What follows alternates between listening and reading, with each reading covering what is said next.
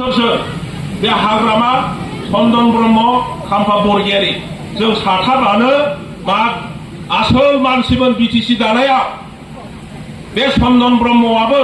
cabinet मन्त्रिया हाग्रामा महिलारिनि माबाखौ BPF खौ गारनानै दिनै UPPL दोलोआव जगदान जादों आरो सासे MP BPF नि MP मा नाम बिश्वजित दैमारी दावराव होनना बुङा होमबा बे बिश्वजित दैमारियालाय माथो खालामखो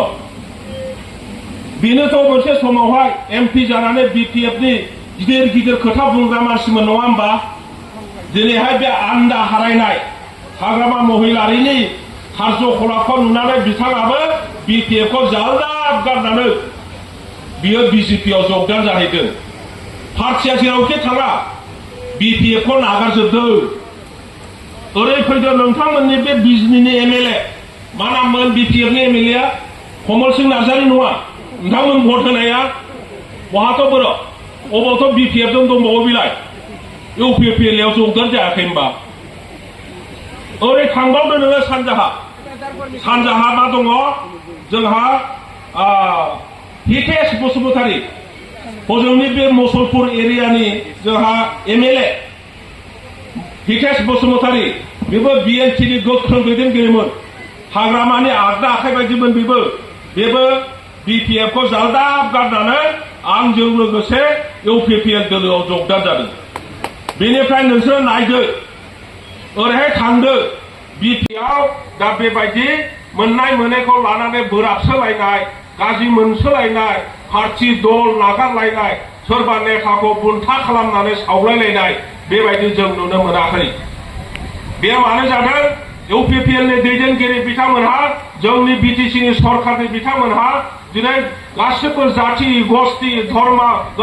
गुबुन गुबुन धर्मनि मानसिफोर गुबुन गुबुन जायगानि गोरिब दुखिया मानसिफोरखौ बोरैहाय समानै नायनो हानो बेनि थाखाय बिथांमोनहा खामानि मावदों नोंथांमोनहा नाय दिनै आदिबासिफोर जाय बिथांमोनहा अफिसाव फैनानै गावसिनि मोननांगौखौ मोननो दाबि खालामनानै लानो रोङा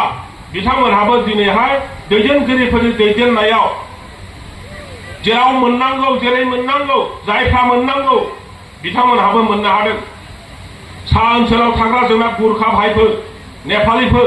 बिसोरबो खोलाहा फैनानै अबेबा BDO अफिसाव DC अफिसाव फैनानै गावसिनि मोननांगौखौ बिनानै लानो रोङामोन किन्तु दिनै दैदेनगिरिफोरनि हेफाजाबाव UPPL नि हेफाजाबाव बिथांमोनहाबो ज' फैनानै मोननांगौ फ्लाइटफोरखौ बिसोरबो आदाय खालामनानै लानो मोनदों जोंनि माइनरिटि मुस्लिम बिथांमोनहाबो बिब्दिनो राजबंशी बिथांमोनहाबो बिब्दिनो बर'फ्राबो बिब्दिनो गार' राभा बगालि जेसेबां जोंनि गेजेराव जाति गोष्ठीफोर दङ बयबो दिनै शान्ति परिस्थिति मोननायजों लोगोसे सरकारनि बेबायदि फिसा गिदिर जे आसनिफोर दङ बे आसनिफोरखौ आगोलाव जेरैहाय बुंब्लाबो जायामोन नाथाय दिनैहाय UPPL सरकारनि मानसिया बुङाखैल' बिथांमोनहा गामि गामि फैनानै रायजो राजाफोरजों रायज्लायदों खोन्थादों जे नैबे स्किमनि थाखाय ओरै फर्म फिलआप खालामनांगौ नैबे स्किमनि थाखाय ओरै उमुक समनि गेजेराव दरखास्त होनांगौ बेफोर खोथा बाथ्राफ्रा दिनैनि दैदेनगिरिफ्रा मावबाय थादों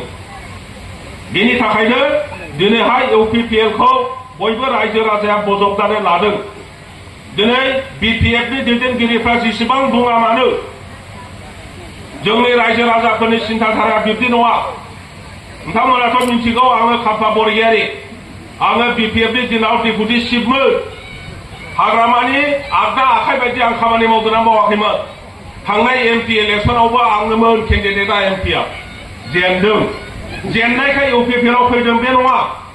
दिनै BPF आ आन्दायबाय BPF आव गाहेला मानसि गैला BPF आव सोर दङ नोंथांमोनहानो जुदि नायो बुजिजोबगोन बे फिसा मानसिफ्रानो जायफ्रा माने दैयावबो थब्ल'नो रोङा जायफ्रा बोरियावबो खारनो रोङा बेबायदि व्यक्तिफ्रानो दिनै गिदिर गिदिर खोथा बुंलाबायनानै UPPL खौ बांसावनो जोबोद खामानि मावसोबायदों हालादा नोंथांमोना नाय सानसुमा खुंगुर बैसुमुतियारि जोंनि बे बिजनी जाहा मा होनना बुङो बेखौ मंगलियान बाजाराव जोनोम मोननाय बे सानसुमा खुंगुर बैसोमुथिरायानो जोंनि बर'फोरनि बयनिख्रुइबो देरसिन नेता नङामोनबा बिपिएफनि एमपि मोन बियो जोङो एमपि बानायना हरदोंमोन नाथाय बिपिएफनि दैदेनगिरिफोरनि जाहा हाग्रामा महिलारिनि जि बिथाङा फैबाय बयबो बिथांनि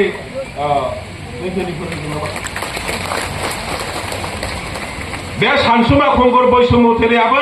दिनै हाग्रामा महिलारिखौ जालदाब नागारनानै हारसिङैनो सिरि थानानै दङ बियो गुबुन राजनिति दलाव थाङाखै बिपिएफआवबो गैला बिजेपिआवबो थाङाखै गुबुन पार्टियाव थाङाखै किन्तु सानसुमा खुंगुर बैसोमुथिरिया दिनै हाग्रामा महिलारिनि बिपिएफ दोलोआव गैया